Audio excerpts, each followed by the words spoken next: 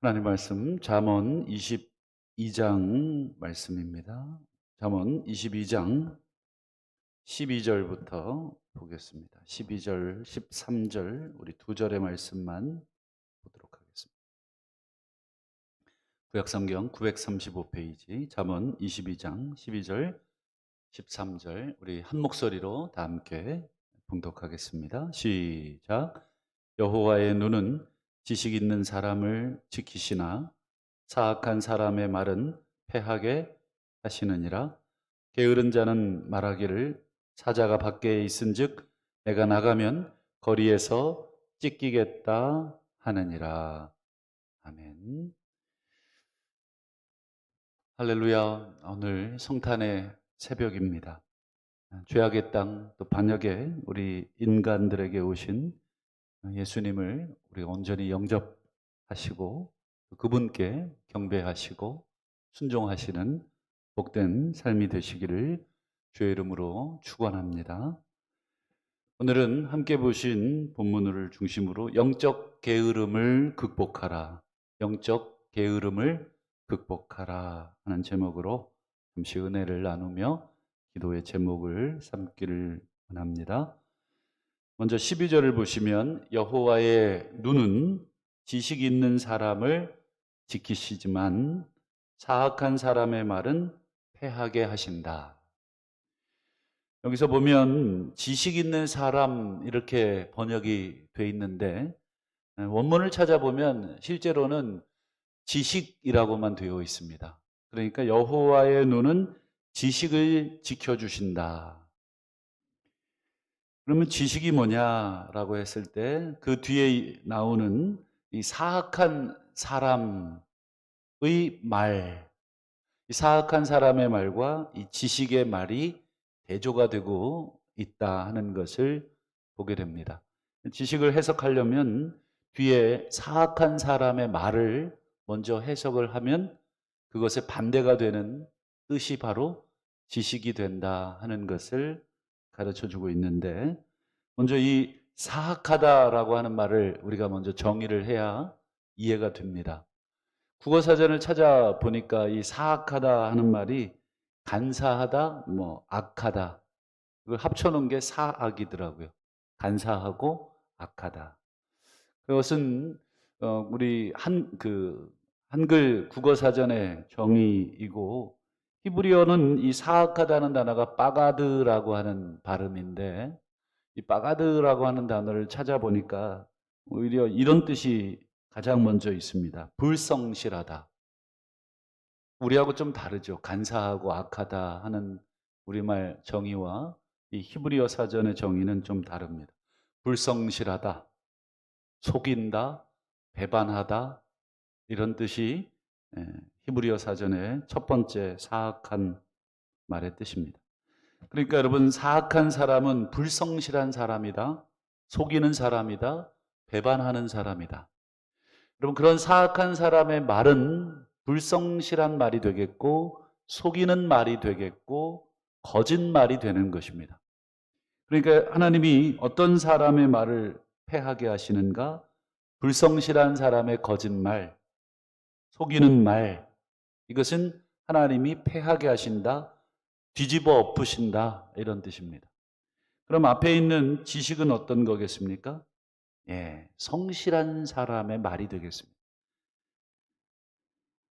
그래서 이 12절을 다시 번역을 해보면 이렇게 번역을 할 수가 있습니다.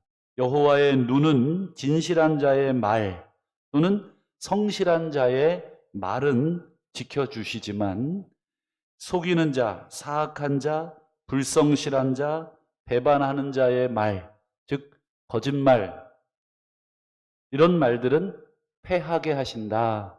이렇게 우리가 번역을 하시면 될 것 같습니다.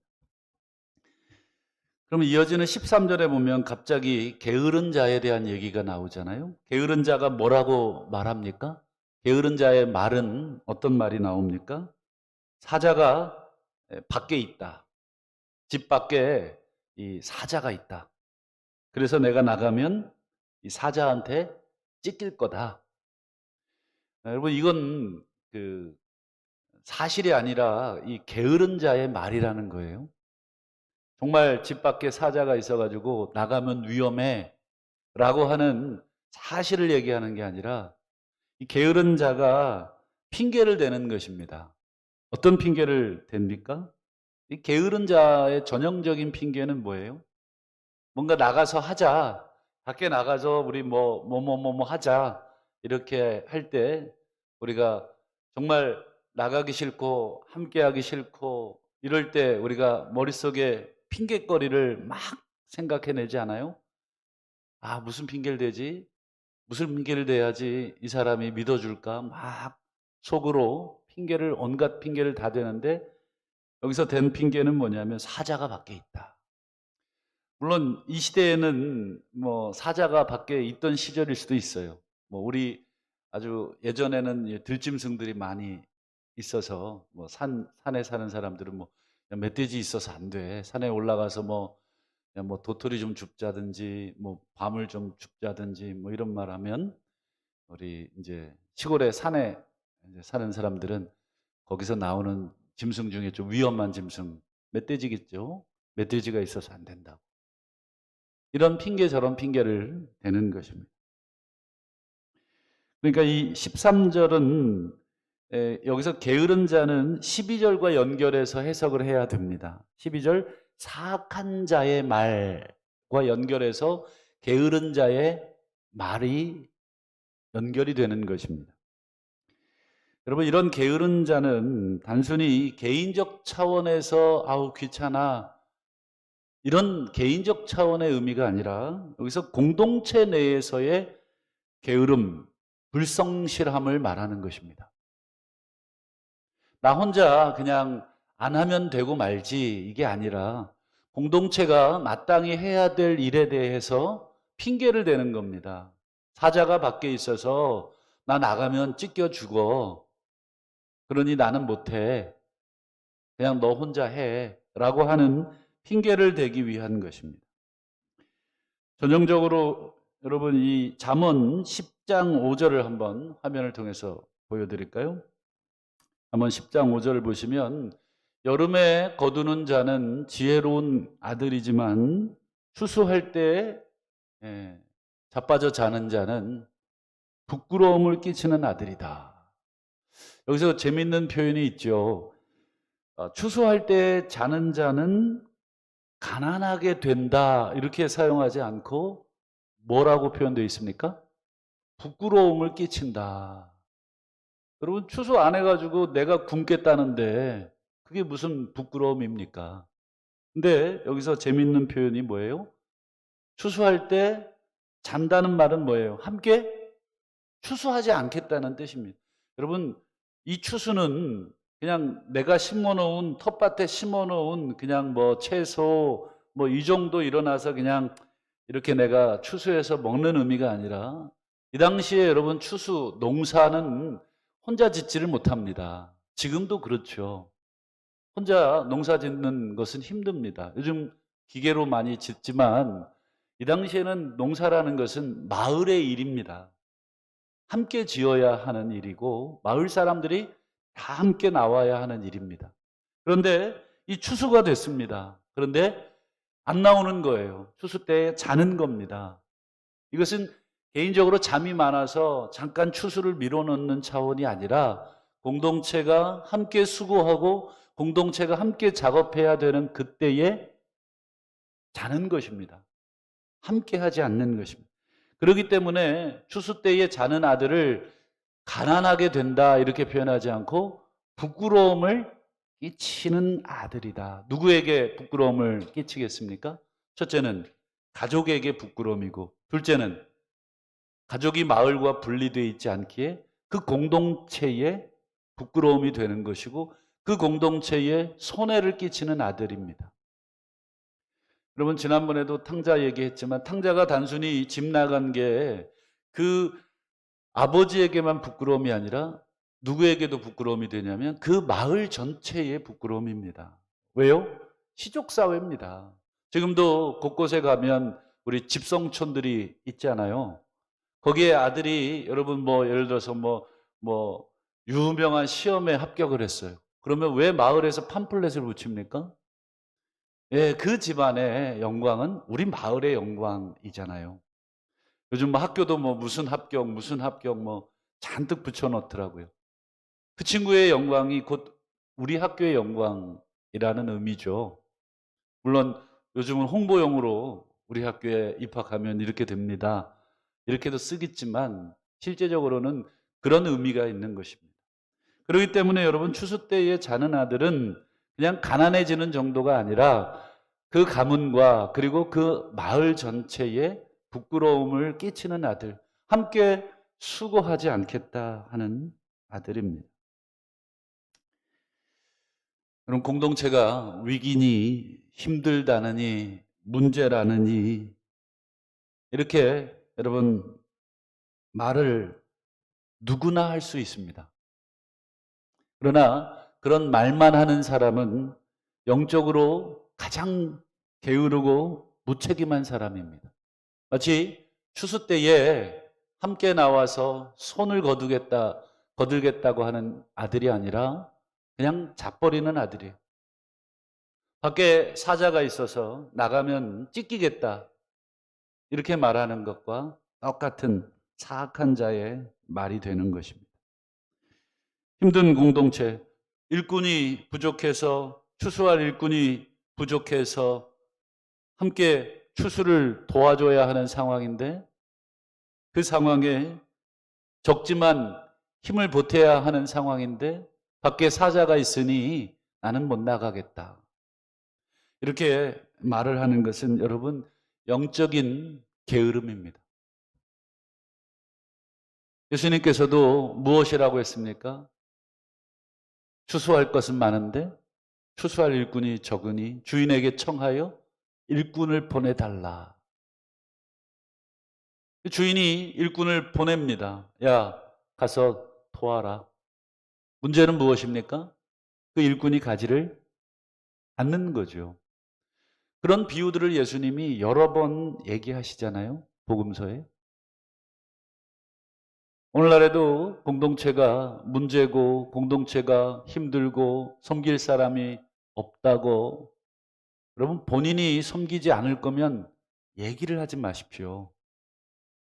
본인은 손 하나 까딱대지 않으면서 이러쿵저러쿵 또 누가 섬기면 거기에 섬긴다고 왜 거기 있냐고 걔가 왜 거기 있냐고 여러분 이것처럼 하나님 앞에서 무서운 말은 없습니다. 하나님이 그분에게 감동하셔서 여러분 섬기도록 하는데 그분에 대해서 손가락질하고 저 따위 인간이 저걸 섬긴다느니 저 사람이 저걸 한다느니 자격이 있느니 없느니 여러분 이런 말은 전형적인 게으른 자의 말이요 사악한 자의 말이요 부끄러움을 끼치는 말이요 우리를 보내신 하나님께 정말 수욕이 되는 말이 되는 것입니다. 자기 자신만 안 나갈 뿐 아니라 또한 다른 사람도 나가지 않도록 하는 말입니다. 밖에 사자가 있든 호랑이가 있든 자기 자신만 안 나가면 그나마 다행인데 옆에 있는 사람도 못 나가게 하는 거예요. 나가지 말자. 사자 있다. 호랑이 있다. 추수 때에 나가야 되는데 자기 혼자 자는 것으로 그치지 않고 옆에 있는 형제들도 같이 못 나가게 만드는 거예요. 좀 더 자자. 좀 더 졸자. 우리 함께 자자. 지금 추수 진행되고 있지만 야 우리 없어도 돼 라고 말하는 것과 똑같은 것입니다. 전도서 10장 18절에 보시면 이런 게으른 자들의 결과 어떻게 되느냐 이런 게으른 자들이 많은 집은 어떻게 되느냐 이런 나태한 자들이 많은 핑계하는 자들이 많은 자들의 공동체는 어떻게 되는가 게으른 즉 석가래가 내려앉고 손을 놓은 즉 집이 새느니라. 여러분 이거 단순히 우리 건물 집 이야기하려고 하시는 건가요? 여기서 집이라고 하는 개념은 무슨 개념입니까? 단순히 이렇게 우리가 비바람 피하는 집입니까? 그거 얘기하려고 성경이 얘기한 건가요? 집이라고 하는 것은 뭐예요? 공동체의 개념이고 가정의 개념인 것입니다. 가족 구성원들이 함께 수고하지 않으면 여러분 그 집이 어떻게 된다는 것입니까? 석가래가 내려앉고 집이 새느니라. 이것은 은유적인 표현입니다. 요즘 집을 너무 잘 져서 석가래가 내려앉는 집이 어디 있습니까? 녹은 쓸 수 있어도 무너지진 않습니다. 여기서 샌다, 내려앉는다라고 하는 것은 그 집이 무너진다, 그 공동체가 무너진다라고 하는 은유적인 표현입니다.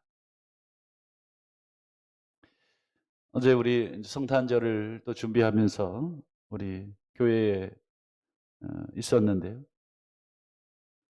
70을 훌쩍 넘기시고 이제 70 중반을 넘기신 우리 권사님들이 교회에 청소하러 오셨더라고요.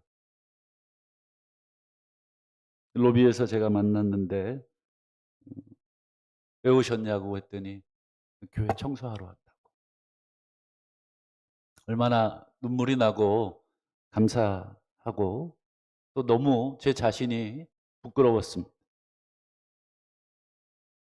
제가 꼭 손을 붙들고 기도를 해드렸습니다. 제가 예전에 청년들한테 자주 했던 말이 있습니다. 영적으로 낙심이 되거나 영적으로 게을러지거든 입을 다물고 땀을 흘려라. 교회에 와서 걸레질이라도 해라. 예전 청년들은 새벽에 우리 배식을 했습니다. 여러분 배식을 다 마치고 나면 설거지에 그리고 바닥 청소에 쓰레기에 수백 명, 수천 명이 먹는 그 배식을 마치고 나면 3시간 정도가 걸립니다. 근데 여러분 저는 목사잖아요. 그냥 뒷짐지고 있어도 아무도 뭐라고 하지 않습니다. 그런데 저는 일부러 땀을 뻘뻘 흘렸습니다. 영적으로 잡념이 생기고 또 영적으로 여러 가지 생각이 많아질 때는 아무 생각 없이 땀을 흘리는 것이 좋습니다. 휴지를 줍든지 대걸레질을 하든지 청소를 하든지. 어제 그 권사님들의 모습을 보면서 참 저 연세에 남들은 다 쉬고 싶어 하시고 실제로 얼마나 당신 몸 하나 가누기도 힘든 연세입니까? 내일 모레 팔순이에요. 걷는 것조차도 힘들어 하시는 분이 많습니다. 그 연세. 그런데 걸레를 들고 와서 구석구석 기도하면서 우리 성도들이 땀 흘려 기도하고 예배하는 이 공간을 닦고 계시더라고요. 여러분 그런 분들을 향해서 여러분 아무 말도 하지 마십시오. 오히려 감사하다. 오히려 음료수라도 하나 사다 드리고 기도해 주는 것. 그것이 공동체에 석가래가 내려앉는 것을 막는 것이죠. 본인은 아무것도 안 하고 이러쿵저러쿵 이야기하지 않아야 합니다. 오늘 그분들의 모습을 보면서 참으로 천국이 가깝다라고 하는 생각을 하게 됐습니다. 사랑하는 성도 여러분, 공동체를 위해 수고를 아끼지 않기를 부탁을 드립니다. 교회 학교가 교사가 없어서 난립니다. 우리 아이들이 많이 줄어서 난리잖아요. 지원하라고 아무리 얘기해도 내 나이가 어때서 유행가 노래도 있잖아요.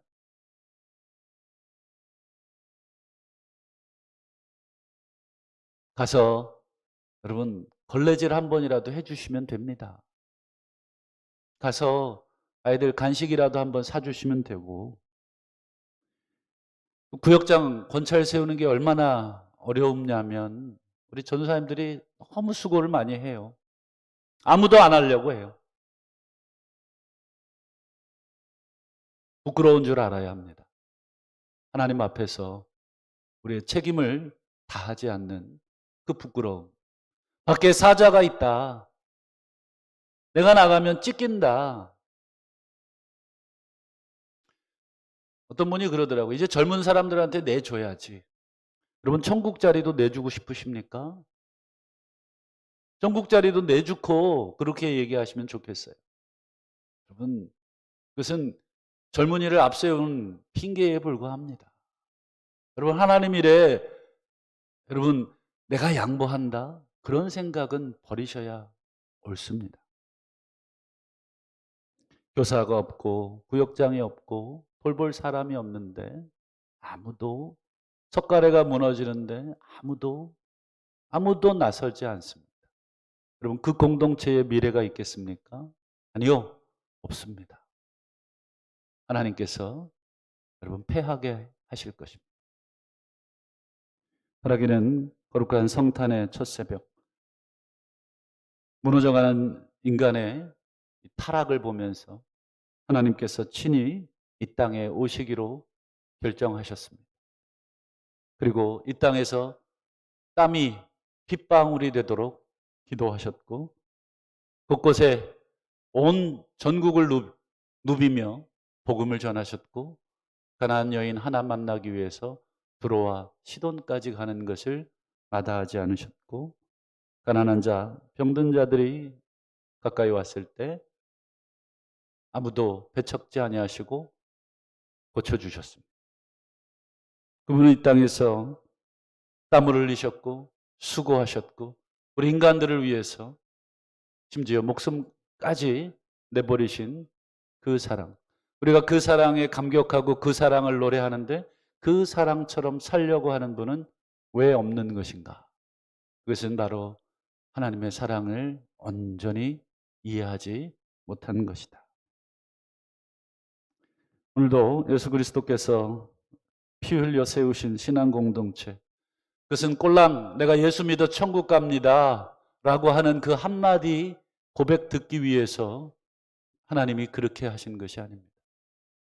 당신이 공동체를 세우기 위해 죽음을 불사하셨고 당신의 목숨을 내놓으셔서 세우셨다면, 그리고 그것을 우리에게 요구하신다면 여러분 우리가 마땅히 공동체를 위해 수고하시고 우리의 땀을 흘리는 것이 마땅한 줄로 믿고 그것이 하나님 앞에 정직한 자, 성실한 자의 고백인 줄로 믿고 그런 삶, 그런 고백 우리 성탄의 첫 시간에 하나님 앞에 올려드리는 복된 인생이 되시기를 주의 이름으로 축원합니다. 기도하겠습니다.